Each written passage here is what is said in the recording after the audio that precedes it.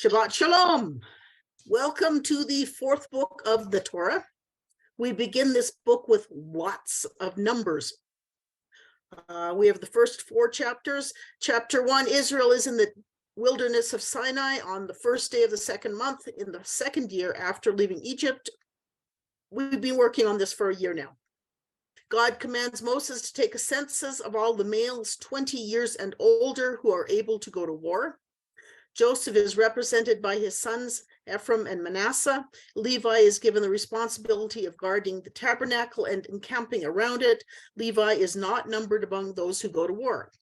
Chapter 2, the 12 tribes are assigned their location around the tabernacle.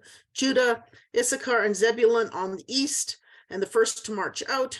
Reuben, Simon, and Gad on the south, and second to march out. Levi, carrying the tabernacle, marches in the middle. Ephraim, Manasseh, and Benjamin are on the west, following the tabernacle. Dan, Asher, and Naphtali camp on the north and set out last, providing a rear guard. Chapter 3, God assigns the Levites to serve Aaron in the tabernacle. God states that God consecrated the firstborn to God's self when God killed all the firstborn in Egypt, and now God has claimed the Levites instead of every firstborn of the whole people of Israel. Then God commands all of the firstborn males 1 month and older of Levi to be counted, and then of all of the rest of Israel to be counted. The number of the firstborn Israel males was 273 people larger than the number of male Levites. God commanded Moses to take 5 shekels for each of the extra 273 people and give it to Aaron and his sons as a ransom for those extra people. The branches of Levi are assigned their place to camp around the tabernacle and told their jobs. Moses, Aaron, and the families are assigned the east side of the tabernacle. Chapter 4, there is another census. This time, each of the 3 divisions of the tribe of Levi, who are between 30 and 50, each of these divisions are given a specific job to do, caring for the tabernacle. Kohath is responsible for the most holy things and under the direct supervision of Aaron's son Eleazar. Gershon is responsible for carrying the curtains of the tabernacle, the goatskin coverings, screens, and all the hangings, as well as the equipment for their service under the direct supervision of Aaron's son Ithamar. Merari is charged to carry the frames of the tabernacle with its bars, pillars, bases, and the pillars of the court with their bases, pegs, and cords, and all their accessories, also under the direct supervision of Aaron's son Ithamar. That young man really had a lot of work to do. So that's it in a nutshell. As I was reading all these numbers through the first chapter of this book, I kept wondering, why are these numbers so important? Why are we spending so much time counting people? And we're not counting all the people. We're not counting the women or the children. We're not counting old people. We're not counting people who are blind or lame or have Down syndrome. The people Moses counted were the males, 20 years and older, the men who were able to go to war. As I considered this, I remember approximately 400 years earlier, God had promised to make Abraham a great nation. Previous to their time in Egypt, Israel was just a wandering tribe. Here at the foot of Mount Sinai, God is forming these people into a nation. In the previous 2 books, God gave them laws that would govern their lives. Since this was going to be a theocracy, there would need to be laws governing how one interacts with God. Since there were people involved, that there would need to be laws outlining how people should interact with other people. In the 4th book of the Torah, we're looking at setting up the constitution of this new nation, the branches of government, and how these branches interact with each other. Since this is not a civics class, I'm not going to expand on the balance of powers.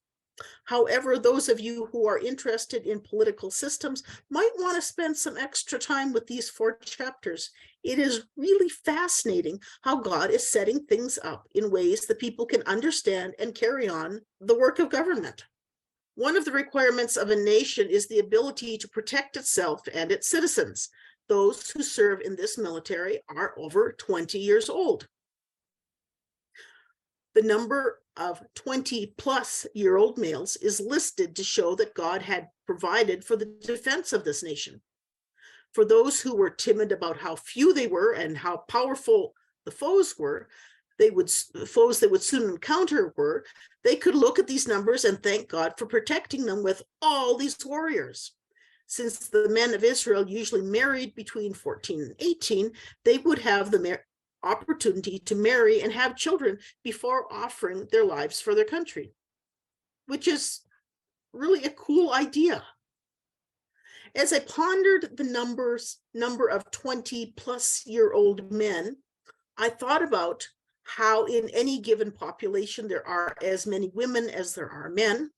If we have 603,550 men who are 20 years and older, we have 603,550 women who are 20 years and older.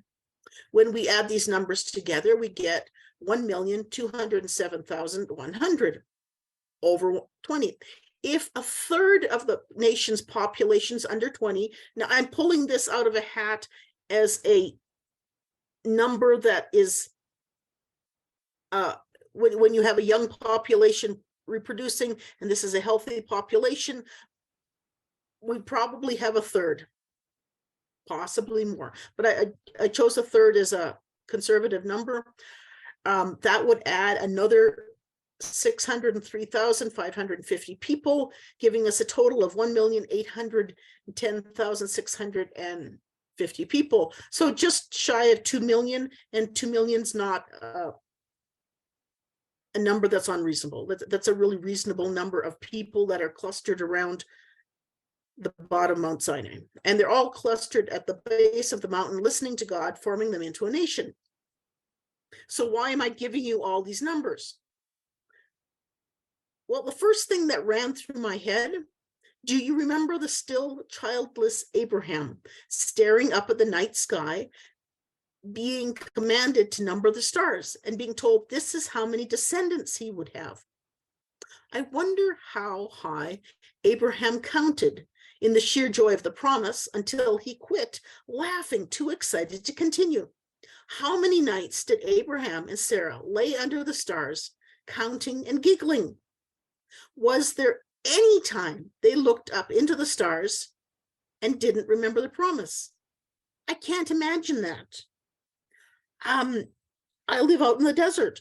I look up at the stars, I won't say every night, but most nights, and it's something I remember.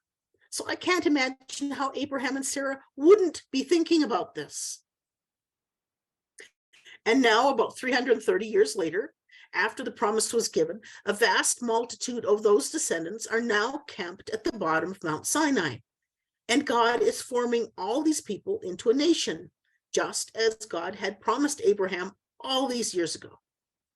Did the people see the numbers as proof that God is faithful and can be trusted to keep promises?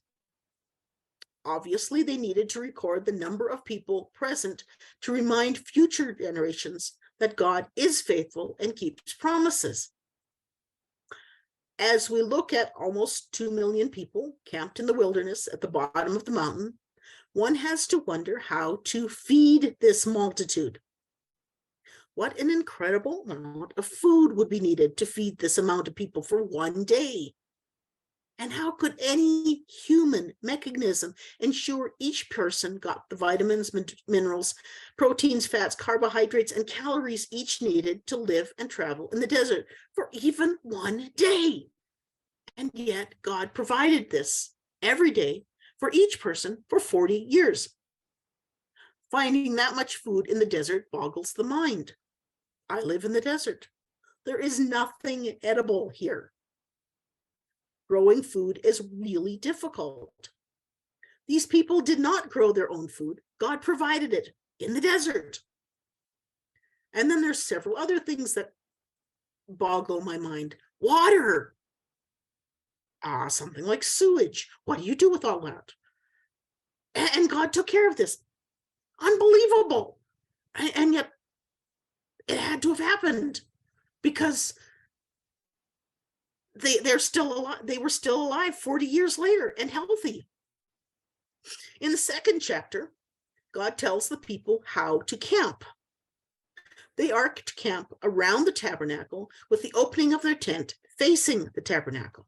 This way, God was their first thought as they exited their tent and started their day. They could see the pillar of cloud or the pillar of fire immediately and be reminded that God was with them.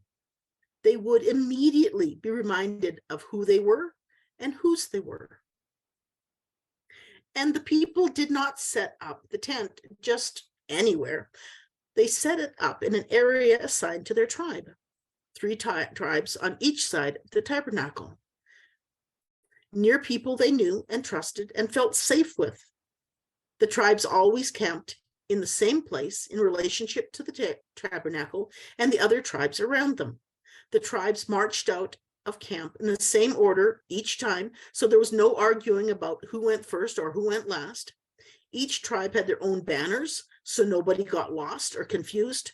In a company of 2 million people, this would have been a comfort. The idea of camping with 2 million people boggles my mind also. I'm sure they were really thankful that they always knew where they were going to be, who they were going to be with. 2 million is a lot of people. On the east side are the 3 youngest sons of Leah. Yes, Judah is the biggest tribe, and Father Jacob commanded the leadership of the family to Judah. But after this many years, might not the older brothers' tribes felt that they should be leaders or help in leadership at least? But no, God said the younger ones to lead the way, and nobody had to fight about the honor or yell at Moses for putting them in this place or that place, because God chose to give leadership to the tribes of these younger brothers. I'm sure Moses was really thankful for this. Following Judah's contingent, camping on the south side, are Reuben, Simeon, and Zilpah's eldest, Gad. I'm excited that the eldest son of Leah's maid is included with Leah's eldest sons. He's not in any way second class. Again, this is an honored grouping. That just feels exciting to me that Gad is part of the big boys, part of the leaders. Placed in the middle of the march are the priests and Levites and the articles of the tabernacle. Each branch of the Levites has a specific duties and assignments so that nothing is left behind by chance. These people are placed in the middle to protect them and to protect the tabernacle. Following the tabernacle are Rachel's 3 tribes, Ephraim, Manasseh, and Benjamin. Bringing up the rear are the 2 tribes of Rachel's maid Bilhah, Dan and Naphtali, and Zilpah's youngest, Asher. I love his name, Happy. At first glance, one might think that these 3 tribes, the offspring of the maids, were placed at the last because they were least important. However, military maneuvers, and this is really important, military maneuvers don't work that way. The rear guard is extremely important, especially in hostile country. With over 1 million women and children and elderly people to guard, this was a vital job and a great responsibility. So even being the last was a great honor. Chapter 3 talks about God having Moses number the Levite males over 1 month and all the firstborn males of the rest of the nation, and making a 1-to-1 substitution. Gershon contributes 7,500 males, Kohath contributes 8,600 males, and Merari contributes 6,200 males for a grand total of 22,300 males over 1 month. When Moses added these numbers, he got 22,000. And later on, we're going to ask David to explain that to us. Being obsessed with math, I spent a bunch of time researching this, and I found one rabbi who said that there were 300 males who were both Levite and firstborn, so they could not be counted because they canceled each other out. But if each Levite family had 10 sons and the first male in each case, and the first male was and the firstborn was a male in each case, there would have to be over 2,000 firstborn sons. So that doesn't work out. Therefore, I'm going to solve the math problem by saying Moses and Aaron were not as obsessed about math as I am. The rest of the nation contributed to 22,273 firstborn males over 1 month of age. This was 273 males over the number of Levite males, and they were redeemed for 5 shekels apiece, which was given to Aaron and his sons. I expect you, like I, wonder how they decided which 273 males had to pay the 5 shekel redemption fee. One 11th century rabbi that I looked up said Moses wrote the names of all 22,000 Levite males on pieces of parchment and put them in a bowl, and then took 273 pieces of parchment and put a circle on each to represent a shekel, and put them in the same bowl, and then mixed them up. And then all the firstborn males made a line, and each took a piece of parchment to know who to thank for redeeming him, or that they would have to pay for their own redemption. I found this unlikely. I don't know that Moses had quite that much parchment to waste on writing the names of all 22,000 Levite males. So I was throwing that one out. A 17th century theologian said that Moses had all 22,000 Levite males stand in a line, eldest to youngest, and then had all the 22,276 firstborns stand in a line, so they were opposite each other, eldest to youngest, opposite. This way, each firstborn could shake hands with the man who took his place and thank him. Apparently, the last 276 males were too young to stand up and shake hands, so their parents paid the 5 shekels to redeem them. Personally, I have problems with both these explanations. However, Moses couldn't anticipate all my questions, and so I think we will just need to create our own explanations on this one, unless David has some wiser things to say than these two theologians. No, even the Talmud, there's a big debate about it. How did he determine this? The most common thing is to cast lots, like was done all the way through. And every person got a lot cast. If your number ended up there, then we keep going until you get down to 273 people. Yep. But I did think that these two were kind of creative. The idea of having 22,000 males, 2 lines of 22,000 males lined up, one-on-one correspondence by eldest to youngest. That was just really fun to think about. But I find that really hard to imagine as reality. What we need to take out of this chapter is that the Levites took the place of the firstborn males of Israel and formed an integral part in leading worship and teaching the people throughout the life of the nation, which brings us back to civics and the different branches of government which God set up back at the beginning of the nation. So we're back to talking about civics, except I'm not talking about civics. I'm just saying we're talking about civics. So what are we taking out of this reading and all this numbers? These are my takes. 1, God is faithful and God will fulfill all of God's promises. Sometimes it takes a while.